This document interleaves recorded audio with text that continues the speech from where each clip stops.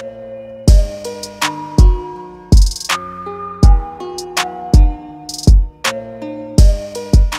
jemaat Tuhan yang saya kasihi, dalam episode kali ini kita belajar satu topik firman Tuhan yang saya beri judul adalah dalam kepenuhan Allah.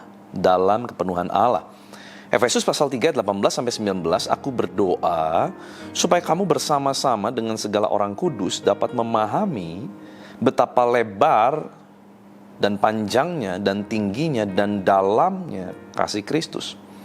Dan dapat mengenal kasih itu sekalipun ia melampaui segala pengetahuan. Aku berdoa supaya kamu dipenuhi di dalam seluruh kepenuhan Allah. Saudara, ini merupakan doa Rasul Paulus kepada jemaat di kota Efesus. Paulus menggunakan ukuran ruangan untuk mengungkap kebesaran kasih Kristus. Di mana Paulus berdoa agar jemaat Efesus mengerti betapa panjang, lebar, tinggi, dan dalamnya kasih Kristus. Berarti untuk memahami kasih Kristus, kita perlu tinggal di dalam kasih itu. Kalau enggak, kita enggak akan tahu seberapa luas kasih Kristus itu. Betul ya? Bagaimana kita bisa tahu sebuah ruangan ada besarnya, tingginya, dan dalamnya kalau kita tidak pernah masuk di dalam ruangan itu? Waktu kita buka pintu, kita masuk dalam ruangan, kita baru tahu, wah ternyata ruangannya besar sekali. Atau, oh ternyata ruangannya kecil. Saat kita sudah masuk di dalam ruangan tersebut. Nah jadi, Rasul Paulus ngomong begini supaya kita nih bukan cuma mengamat-amati, tapi kita masuk di dalam kasih itu. Makanya pakai ukuran ruang, saudara ya. Masuk di dalam kasih Kristus artinya kita ngalamin dan hidup di dalamnya. Bahkan tenggelam di dalamnya. Makanya kita bisa dikatakan dalamnya. Gimana orang bisa tahu dalam kalau dia nggak nyemplung, saudara? Nah ini harus masuk. Tenggelam. Caranya gimana? Nggak bisa kita pikir-pikirkan dengan pikiran, dengan pengetahuan nggak bisa. Karena tadi katakan melampaui pengetahuan. Tapi harus kita rasakan, harus dialami, baru kita bisa ceritakan.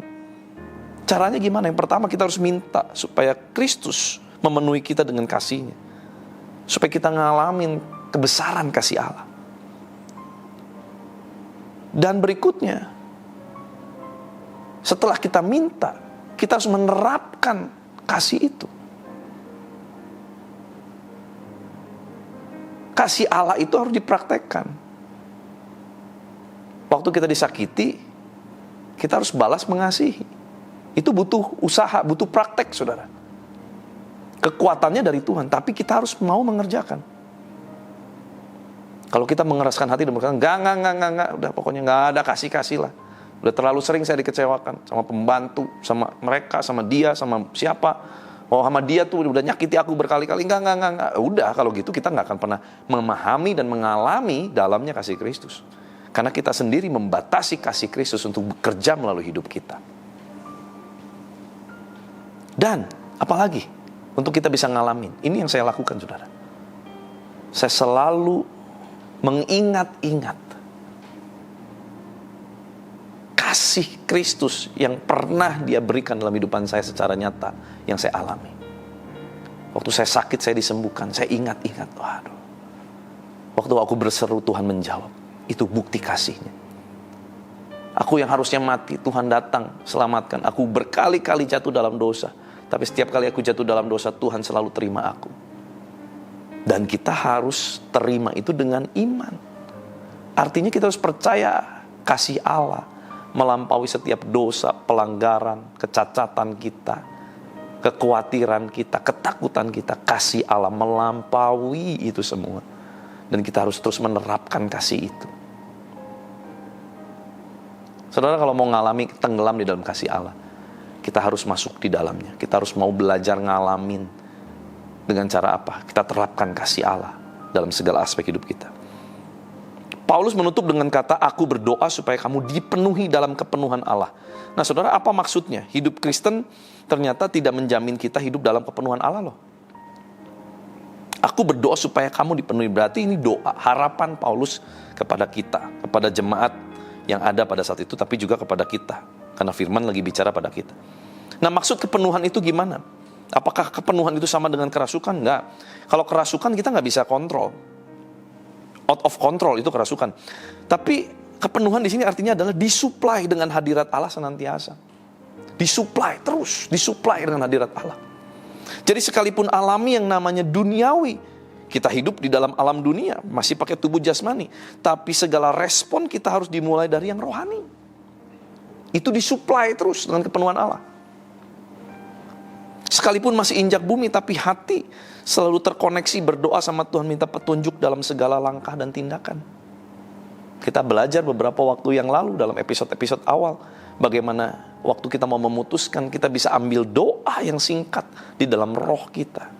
Tuhan tolong saya. Kalimat yang sangat simpel, sederhana, tetapi itu membuka portal kita, hati kita dengan sorga terkoneksi.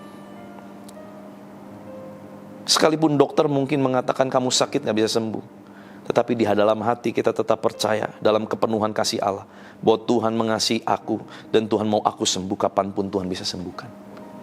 Ini kan, ini disebut terus hidup di dalam suplai kepenuhan kasih Allah.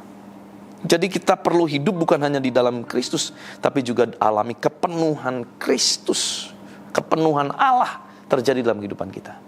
Sehingga kemanapun langkah kita, kita dipimpin oleh Allah, dipimpin oleh roh Allah. Yuk kita berdoa. Tuhan, terima kasih buat firman-Mu, mengajar, mengingatkan, menegur, mewahyukan hal yang luar biasa Tuhan. Harta yang mutiara yang terpendam ini Tuhan singkapkan.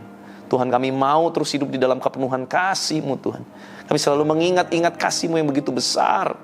Kasih yang melampaui kasih dari Bapa di dunia ini. Kasih yang melampaui kasih dari orang yang bisa mengasihi kami sedemikian rupa. Ada kasih Allah yang besar, luar biasa. Melampaui ketakutan kami, melampaui sakit penyakit kami, melampaui dosa-dosa kami, melampaui ketergantungan dan keterikatan kami. Ada kasih-Mu yang jauh lebih besar.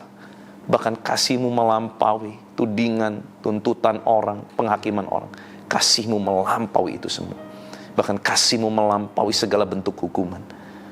Kami percaya Tuhan, kasih-Mu besar melimpah atas kami.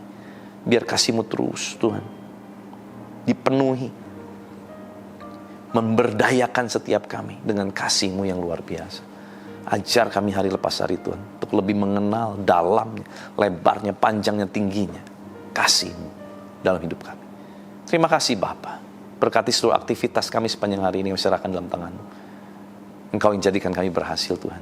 Di dalam nama Tuhan Yesus Kristus, kuasa kehidupan, kuasa kebangkitan Kristus mengalir memerintah atas kami. Haleluya. Sama-sama kita katakan amin. Tuhan Yesus memberkati.